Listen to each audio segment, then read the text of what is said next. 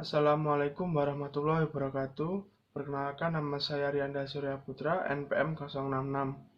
Dalam video ini, saya akan menyampaikan jawaban yang telah saya buat untuk memenuhi tugas ujian tengah semester mata kuliah BK Perkembangan. Baik, untuk soal yang pertama, jelaskan sejarah awal lahirnya bimbingan dan konseling di dunia.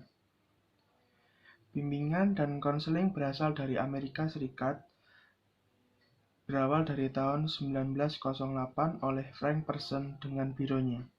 Pada tahun 1908, Frank Person mengorganisasikan sebuah lembaga kecil dan independen, Boston Vocational Bureau, untuk memenuhi kebutuhan akan informasi dan pelatihan bagi anak-anak muda yang ingin mencari kerja di bidang tertentu. Ada beberapa era. Yang pertama ada era perintisan pada tahun 1900 sampai 1909.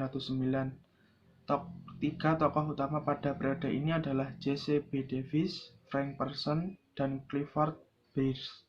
David adalah orang pertama yang mengembangkan program bimbingan yang sistematis di sekolah-sekolah. Selanjutnya era tahun 1910 sampai 1970. Pada era ini, konseling mulai diinstitusionalkan dengan didirikannya The National Vocational Guidance Association atau NVGA pada tahun 1913. Selain itu, pemerintah Amerika Serikat mulai memanfaatkan pelayanan bimbingan konseling untuk membantu veteran perang. Selanjutnya era 1980-an. Pada dekade ini, profesi konseling sudah mulai berkembang dengan standarisasi training. Pada tahun 1981, dibentuk The Council for Accreditation of Counseling and Related Educational Program atau CICREP yang berfungsi untuk melakukan standarisasi pada program pendidikan konseling dan tingkat master dan dokter pada bidang konseling sekolah, konseling komunitas, konseling kesehatan mental, konseling perkawinan dan keluarga, dan konseling di perguruan tinggi. Untuk selanjutnya, pada era tahun 1990-an, pada akhir dekade ini, spesialis psikiatri telah mendapat tempat berdampingan dengan spesialis pengobatan lain. Dengan makin stabilnya posisi psikiatri dalam penanganan gangguan psikologis atau yang lebih dikenal dengan sakit mental, muncullah psikiatri sebagai spesialisasi baru. Spesialisasi baru ini dipelopori oleh Van Ellenberger, Renterhem, dan Van Eden. Dari beberapa era yang sudah saya jelaskan, terdapat kesimpulan, yaitu munculnya bimbingan dan konseling di awal Amerika pada awal abad 20 merupakan tuntunan logis dari dinamika masyarakat Amerika ketika itu. Sebagaimana diketahui bahwa pandangan hidup masyarakat Amerika dan Barat pada umumnya bersumber dari budaya yang sekuler dan liberal. Oleh karena itu, filosofi dari bimbingan konseling di sana juga tak terlepas dari paham sekuler dan liberal. Meskipun konsepsi bimbingan dan konseling di Barat dilahirkan oleh para ahli yang tak diragukan kapasitasnya, tetapi konsep-konsep yang boleh jadi cocok untuk masyarakat Barat tidak otomatis dapat diterapkan pada masyarakat lain, seperti masyarakat Islam. Kesulitan menerapkan prinsip-prinsip bimbingan dan konseling Barat di lingkungan masyarakat Islam disebabkan oleh falsafah hidup yang berbeda. Baik, untuk soal nomor 2, sebutkan dan jelaskan poin penting tentang sejarah BK yang ada di Indonesia. Sejarah bimbingan konseling di Indonesia. 1. Perkembangan bimbingan konseling sebelum kemerdekaan. Pada masa ini merupakan masa penjajahan Belanda dan Jepang. Para siswa didik untuk mengabdi demi kepentingan penjajah. Dalam situasi seperti ini, upaya bimbingan dikerahkan bangsa Indonesia untuk berusaha memperjuangkan kemajuan bangsa Indonesia melalui pendidikan. Salah satunya adalah Taman Siswa yang dipelopori oleh Kiai Haji Dewantara yang menanamkan nasionalisme di kalangan para siswanya. Dari sudut pandang bimbingan, hal tersebut pada hakikatnya adalah dasar bagi pelaksanaan bimbingan. Yang kedua, dekade 40-an.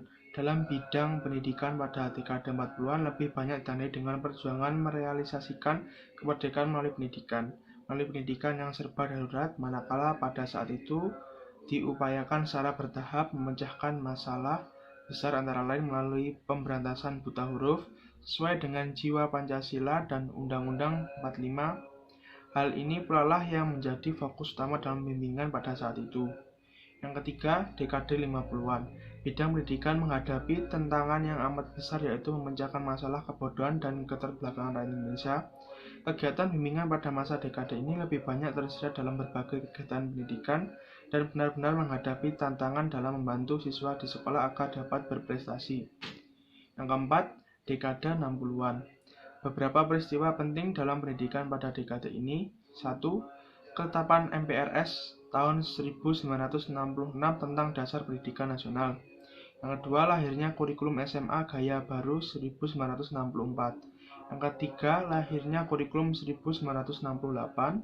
Yang keempat, lahirnya jurusan bimbingan dan konseling di IKIP tahun 1963 membuka jurusan bimbingan dan penyuluhan yang sekarang dikenal dengan Universitas Pendidikan Indonesia atau UPI dengan nama jurusan Psikologi Pendidikan dan Bimbingan yang bisa disingkat PPB.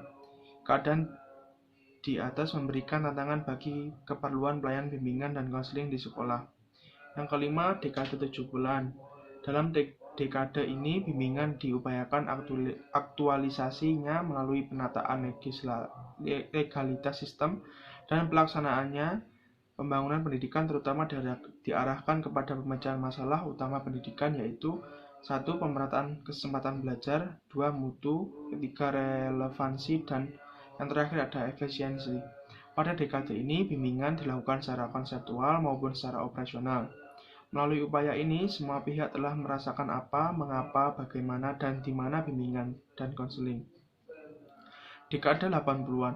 Pada dekade ini, bimbingan ini diupayakan agar pemantapan terutama diusahakan untuk menuju kepada perwujudan bimbingan yang profesional. Dalam dekade 80-an, pembangunan telah memasuki repilita ketiga, 4, dan 5 yang ditandai dengan menuju lepas landas. Berupaya dalam pendidikan yang dilakukan dalam dekade ini, yang pertama adalah penyempurnaan kurikulum, yang kedua penyempurnaan seleksi mahasiswa baru, yang ketiga profesionalisasi tenaga pendidikan dalam berbagai tingkat dan jenis, penataan perguruan tinggi, yang kelima pelaksanaan wajib belajar, yang keenam pembukaan universitas terbuka, yang ketujuh lahirnya Undang-Undang Pendidikan Nasional. Beberapa kecenderungan yang dirasakan pada masa itu adalah kebutuhan akan profesionalisasi layanan, keterpaduan pengelolaan sistem pendidikan konselor, legalitas formal, pemantapan organisasi, pengembangan konsep-konsep bimbingan yang berorientasi Indonesia, dan sebagainya. Baik, untuk nomor 3, gambarlah tentang kedudukan BK dalam manajemen organisasi sekolah. Berikut saya akan tampilkan hasil gambaran dari saya, dan juga akan menjawab persoalan nomor 4. Berdasarkan soal nomor 3, berilah penjelasan tentang setting layanan BK di sekolah. Dalam gambar tersebut, kerancuan wilayah pelayanan konselor dengan wilayah pelayanan guru dalam KTSP haruslah dihindari dampak yang membawa konselor yang tidak menggunakan materi pelajaran sebagai konteks layanan ke dalam wilayah pelayanan guru yang menggunakan mata pelajaran sebagai konteks pelayanan. Dengan kata lain, sesungguhnya penanganan pengembangan diri lebih banyak terkait dengan wilayah pelayanan guru, khususnya melalui pengacaraan berbagai dampak pengiring atau nurturan efek yang relevan, yang dapat dan oleh karena itu perlu dirajutkan ke dalam pembelajaran yang mendidik yang menggunakan mata pelajaran sebagai konteks pelayanan. Meskipun demikian, konselor memang juga diharapkan untuk berperan serta dalam bingkai pelayanan yang komplementer dengan layanan guru, bahu-membahu dengan guru termasuk dalam pengelolaan kegiatan ekstrakurikuler. Selanjutnya, untuk soal nomor 5, berdasarkan gambar di bawah ini, berikan pendapat Anda tentang konteks tugas guru BK. Di dalam tabel tersebut terdapat standar kompetensi kemandirian. Yang pertama ada akademik. Di sini konselor membantu peserta didik dalam menyelesaikan masalah akademiknya. Yang kedua ada karir. Di sini konselor membantu siswanya agar memutuskan apakah ingin melanjutkan ke jenjang yang lebih tinggi lagi ataupun ingin bekerja. Yang ketiga ada sosial. Di sini konselor memastikan siswanya agar tidak mempunyai masalah dengan kehidupan sosialnya. Yang terakhir ada pribadi. Di sini konselor membantu jika siswanya mengalami masalah terhadap kepribadiannya yang mengganggu siswa tersebut dalam mencapai nilai yang diinginkan. Untuk soal selanjutnya nomor 6, berdasarkan gambar nomor 5, berikan penjelasan tentang ekspektasi kinerja guru BK. Di sini guru BK menginginkan agar siswanya bisa mandiri.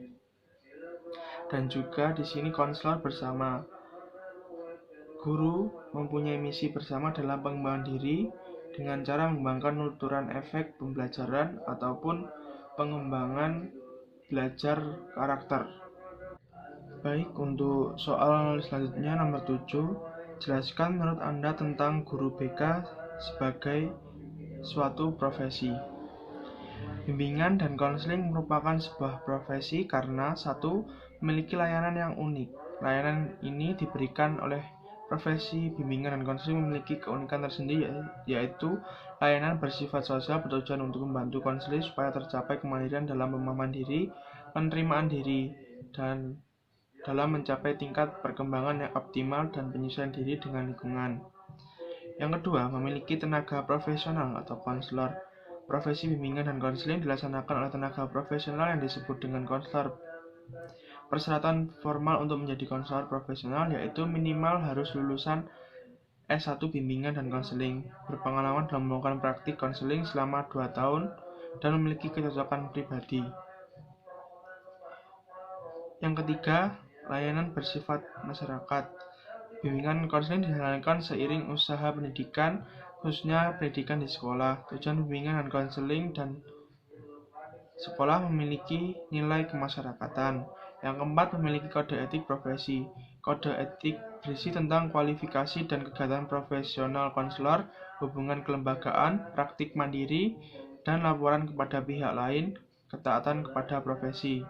Kode etik ini berfungsi untuk mengatur bagaimana seharusnya seorang konselor bertindak dalam layanan. Yang kelima, memiliki organisasi profesi. Organisasi profesi yang menaungi profesi bimbingan dan konseling bernama APKIN atau Asosiasi Bimbingan dan Konseling Indonesia. APKIN berfungsi sebagai pengikat profesi para konselor, melindungi konselor dalam melaksanakan tugasnya, serta melaksanakan standar profesionalisasi bimbingan dan konseling. Tujuan organisasi profesi yaitu untuk pengembangan ilmu, pengembangan layanan, dan penegakan kode etik profesi. Yang keenam, memiliki hak untuk menyelenggarakan pelayanan bimbingan dan konseling telah diakui keberadaannya oleh masyarakat. Hal ini dapat dibuktikan dengan adanya beberapa landasan hukum yang memperkuat pengakuan profesi bimbingan konseling, antara lain UU Nomor 2 Tahun 1989 tentang Sistem Pendidikan Nasional, diikuti Perpem Nomor 28 dan 29 Tahun 1900, dan lain-lain. Yang ketujuh, memiliki ilmu dan keterampilan khusus. Ilmu yang dimiliki adalah ilmu terkait dengan psikologi, sosiologi, antropologi, kesehatan, perilaku, dan lain-lain. Yang kedelapan, anggotanya senantiasa mengembangkan dirinya. Anggota profesi bimbingan dan konseling atau konselor senantiasa mengembangkan pengetahuan dan keterampilannya dengan ikut serta dalam kegiatan seminar, lokakarya, workshop, dan MGBK atau musyawarah guru bimbingan dan konseling. Baik, untuk soal yang terakhir nomor 8, jelaskan pandangan Anda tentang sertifikasi untuk guru BK. Meski secara yuridis formal, guru BK atau konselor di Indonesia masih dipandang sebagai guru, namun dari segi pelayanan yang diberikan guru BK atau konselor memiliki keunikan tersendiri yang dapat dibedakan dengan pelayanan pendidikan lainnya, khususnya pelayanan yang diberikan oleh guru pengampu mata pelajaran.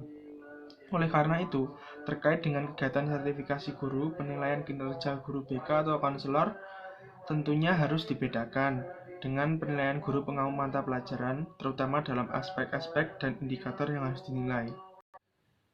Demikian jawaban yang sudah saya sampaikan.